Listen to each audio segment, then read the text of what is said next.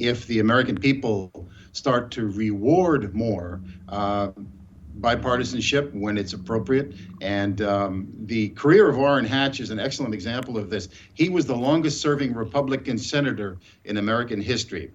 But he was also, according to a ranking by the Center for Effective Lawmaking, which is a nonpartisan think tank at Vanderbilt University and the University of Virginia, Orrin Hatch is the #1 most effective senator of the modern era, post-Watergate, post-Vietnam.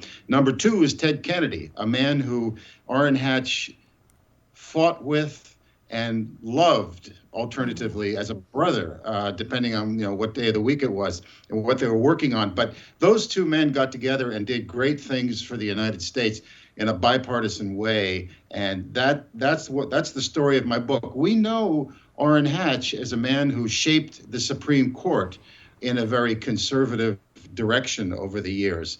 We forget sometimes that he championed Ruth Bader Ginsburg, her nomination, and he championed Stephen Breyer's nomination during the Clinton years. So, like I said, it was a very different time, wasn't it? But he also, I think, was a founding father of modern conservatism, along with Ronald Reagan, who was also very bipartisan when it counted. He did deals with Democrats, he negotiated with them, and when he did, and when Orrin Hatch did, I think the nation very often benefited a great deal because of their willingness to compromise and their willingness to try innovative solutions to move the country forward. 800 bills passed, sponsored or co-sponsored by Orrin Hatch, the largest amount of any living senator. And I think that speaks again to his boldness in reaching out to the other side and getting things done, not just trying to tear the other side down, calling them Republicans or fascists, or calling them fascists or Nazis or Marxists, which we often do today, but working together and pushing the country forward. Oh, yeah. Can you talk a little bit about his earlier life?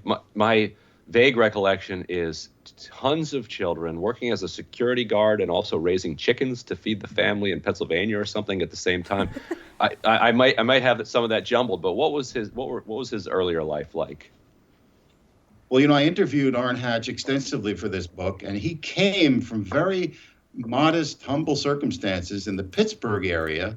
You're right. He lived in a renovated chicken coop that his father built for his wife in their early newlywed days. And he came really from very little. But then he became a very successful trial attorney in Salt Lake City.